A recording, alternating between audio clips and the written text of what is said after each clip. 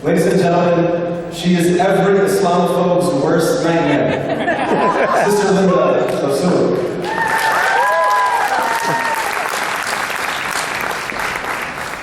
Assalamu alaikum. Alaikum assalam wa rahmatullahi wa barakatuh. So I'm going to start by letting you all know that for me, it's about 1 o'clock in the morning, New York time. So just in case I'm a little off today, I left my house at 4 o'clock New York time, and it's 1 o'clock in the morning New York time. So I'm going to try my best. So I'm very honored and grateful to be here. I saw a lot of old friends and made some new friends. And I've been thinking a lot about this topic that was given to me, this whole section where we've been talking about truth and honesty and influence. So the reason why I get called to these conventions is because that's what I do for a living. I speak truth to power. And sometimes the truth is a little uncomfortable. So I hope that my sisters and brothers here in the greater Los Angeles area are going to give me the opportunity to speak some truth to power. Some people are going to like it, and some people are not going to like it. But that's not the point of the truth, right? The truth is not always comfortable or something that makes you feel good. I struggle with truth and honesty in the Muslim community, and I struggle in the way in which we talk about being true and whole Muslims. And how we create influence and influence those outside of our society or outside of the Muslim community is based on the way we build those relationships. And as I've watched the Muslim community for many years, and many of our Muslim leaders, unfortunately, I have seen this pattern. And the pattern is what we call transactional relationships. So the imam shows up at the synagogue and says, I'm a Muslim, I'm here, I stand for you. Next week, another Muslim leader goes to another place and there's like a reciprocation, right? The rabbi comes to the masjid, the imam goes to the synagogue. There's something missing for me. And for me as an organizer, and a lot of you have watched me organize around the country, we're missing this idea of deep and transformative relationships that are really rooted in deep sisterhood and brotherhood. And I want to give you an example. I'm Palestinian American. I'm also Muslim. When I go to a place to organize about ending police brutality against black and brown people, before I sit at the table, I don't say, excuse me, everybody. I just want to make sure we're all on the same page. I'm Palestinian. If you care about free Palestine, raise your hand. And if you don't, I'm going to leave here. And oftentimes in the Muslim community, we expect people to understand us, to stand with us, to do for us, when we haven't done anything for anybody else. So as a Muslim, when I show up to a table to organize around ending police brutality, I show up, I roll my sleeves up, I organize, I mobilize, I bring Muslims to engage on the issues that I care about. I treat people with dignity and respect. I provide any resource, any talents that I have to that group or to that cause. And then eventually what happens, somebody stops me and says, excuse me, who are you and what is your story? And then I am able to share and say, oh, well, I'm here because I'm a Muslim. And I believe that my religion calls me to be in places where there is an injustice. I'm also Palestinian, and I have the blood of an oppressed people that runs through my veins. So I feel in alignment with you and with other marginalized groups. And oftentimes I hear Muslims talking about solidarity, and I don't actually think that we as a whole Muslim community actually understand what solidarity is. And it's important for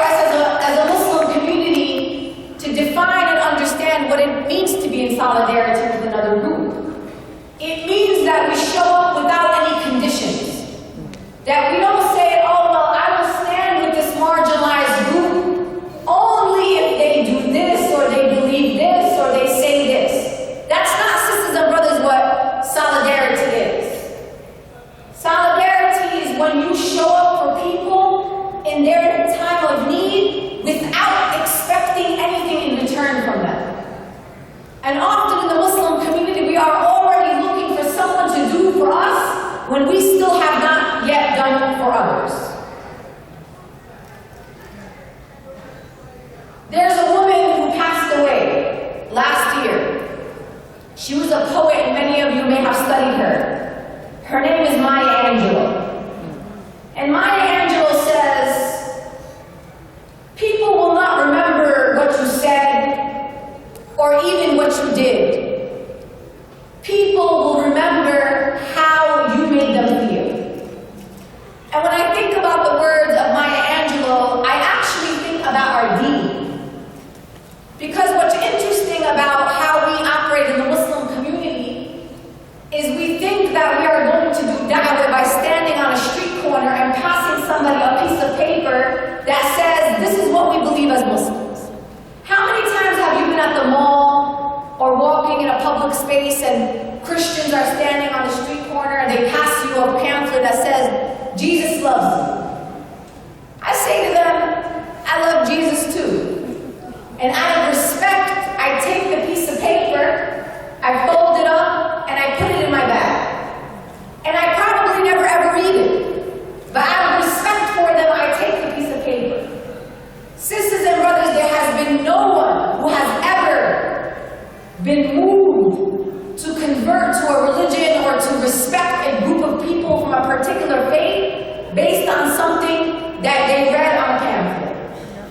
People who are moved to be of faith or moved to become part of the faith group, it is because they will tell you, Sister Linda, I was in college and my roommate was a Muslim and I loved her so much, or I loved him so much, and he was such a good person. I was so inspired by the way he or she carried herself that it then intrigued me to understand why they were that way. And when I knew it was because they were following in the footsteps of the beloved Prophet Muhammad, may peace and blessings be upon him, or because they were so deeply rooted in faith, it inspired me to learn more about Islam. Those are the common stories that you will hear. Or even sisters and brothers who are in prison. They will say that they were inspired by chaplains, by other Muslims, that they spent time around. So what I'm saying to you, my dear sisters and brothers, is that truth is not just words that you say, it's actually a state of being. It's living truly and wholly as a Muslim. Let me tell you what I mean by that. I trust people based on their actions. That's how I operate, and that's how most people operate. You know when someone tells you, sister, take my word for it. It is more powerful and more effective for me not to take your word for it, but to take your actions that go with the words that you say. Words alone, sisters and brothers, are not enough. And oftentimes, what I hope to see more in the Muslim community is leaders who are not just preaching, but are practicing what they preach. The type of people who inspire me in the Muslim community are people like Imam Taha Hussein from San Diego. He's an imam that for me exemplifies someone who doesn't just tell us that we need to stand up against injustice, but someone who's at the front lines with black communities and immigrant communities and workers standing on the front lines of social justice movements in the United States of America.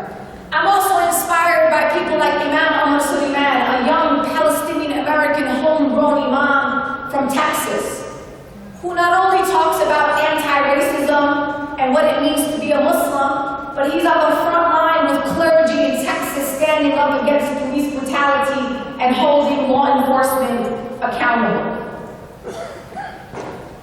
Truth, sisters and brothers, is very important in this moment. And I'm going to tell you why. Because when I say to you that I am unapologetically Muslim, it doesn't just mean that I'm Muslim, or that I just say that I'm Muslim.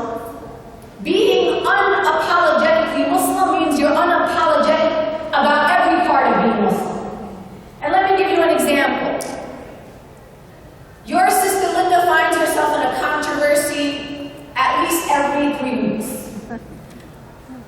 And who remembers the controversy that I was a part of at the ISNA convention? Do you guys remember that? So let me tell you what happened for those that don't know what happened.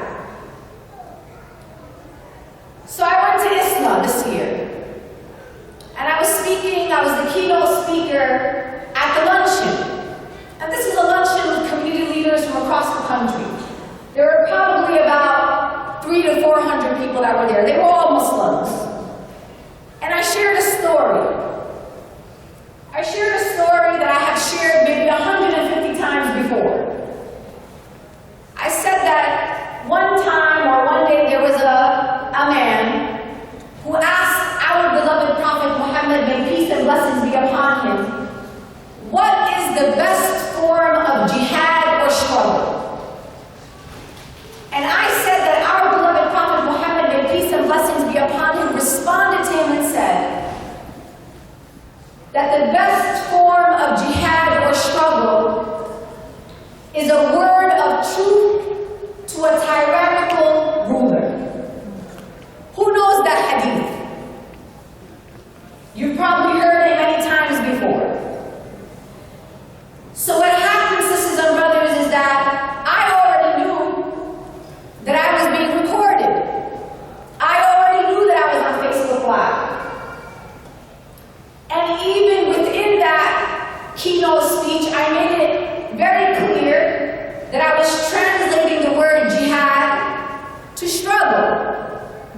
Because it is an Arabic word, and I think as an Arabic speaker and as a Muslim, I think I should be able to define that word as it has been defined by my religion. So what happened after that, sisters and brothers? I pretty much got attacked by everybody on every side, including in the Muslim community. It got so bad that people in these United States of America were calling for my arrest and saying that I committed an act of treason. It got to the point where the son of the President of the United States of America tweeted about it. Every major right-wing leader in this country was talking about it. I had campaigns orchestrated, calling on the U.S. government to arrest me because they said that I was calling for some sort of violent jihad against the President of the United States of America. So that was one side of the story. Then I had people who were supposed to be over here on the progressive side, not in the Muslim community, who said, oh, I don't know, Linda just took it a little too far for us this time. That actually didn't bother me much, and neither did those all the way on the right. But you know what happened in the Muslim community? While a Muslim sister was being attacked, I was being sent some of the most outrageous death threats that you probably will never hear of or see. I had Muslim leaders in the Muslim community, some of whom are pseudo leaders. Nobody appointed them to be leaders, but they call themselves leaders. You know what they said to me about me in public? They said, you know, Sister Linda, sometimes you're a provocateur. Sometimes there are just certain things that you shouldn't say. It's not the right time. You already know that this word is controversial. Why would you use this word? You put yourself in that situation. Now, a true and honest Muslim would have stood by me, not because of Sister Linda Sarsour. They would have stood by me because I was speaking the truth in that moment. You cannot deny the hadith that I use, its authenticity, right?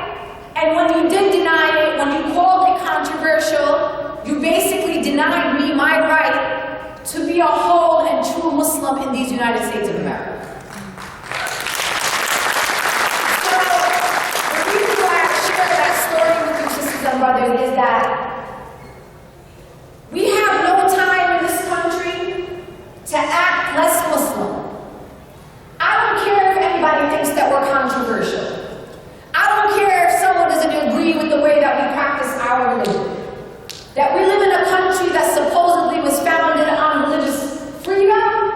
and that has to apply to Muslims. So, I'm talking to young people. There's a lot of moments where people will say to you, look, you know, we want you to organize an MSA, but don't be too political. Don't discuss controversial things.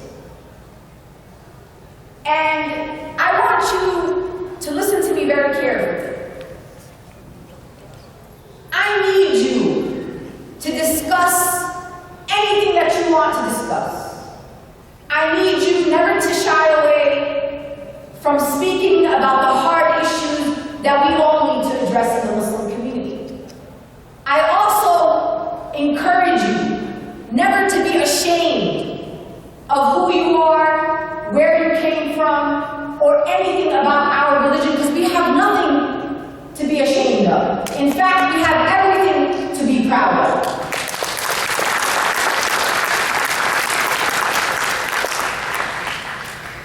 You know,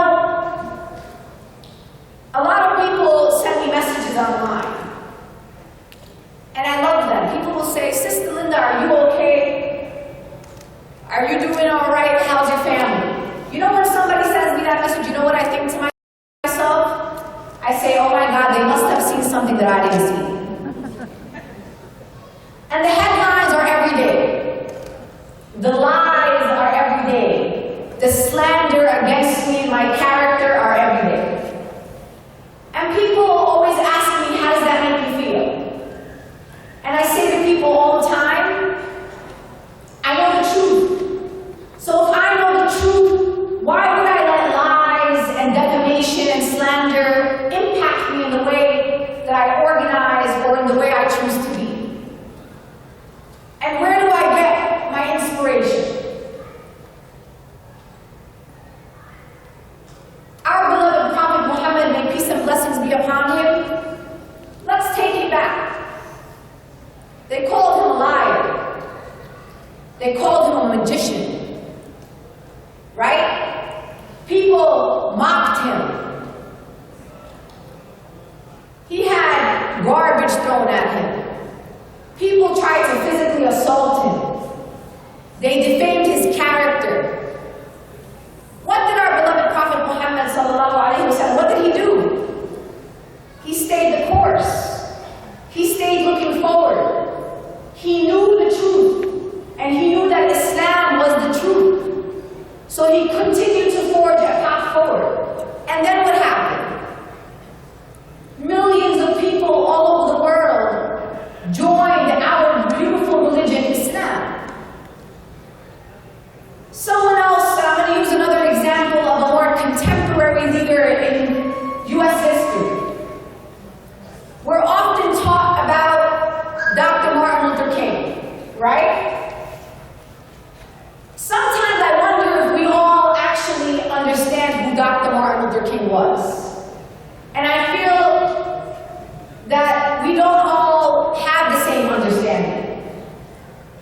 When we think of Dr. Martin Luther King in 2017, we think of a holiday in January, we have a day off. I think about a beautiful memorial in Washington, D.C.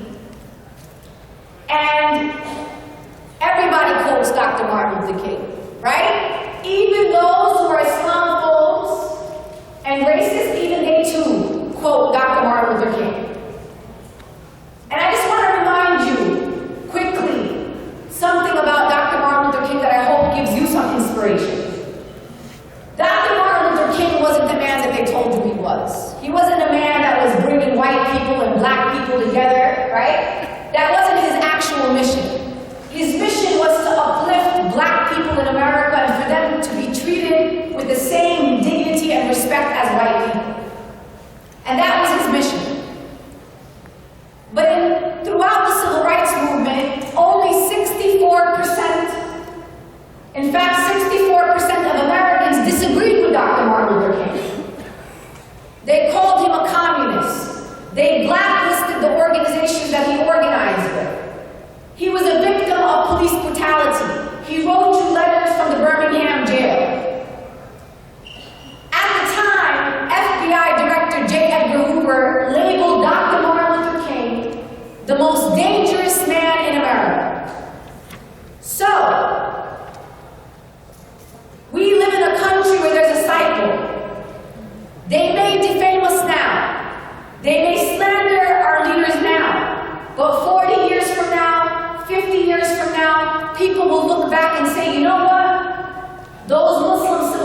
years, we're on to something.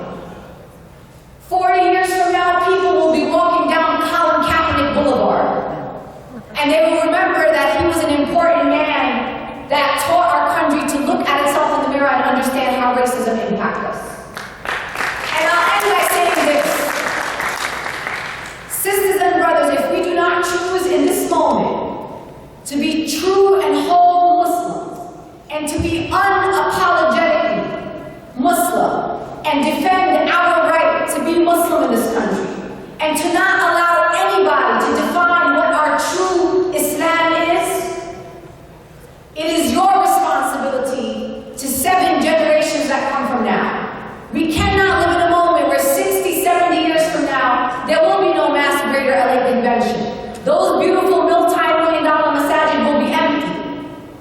You make that choice whether you want to allow our community to thrive, expand, and flourish, or will you allow Islam to die in America because you chose to be a coward and to hide the beauty and truth of our beloved deen and our beloved Prophet Muhammad, may peace and blessings be upon him.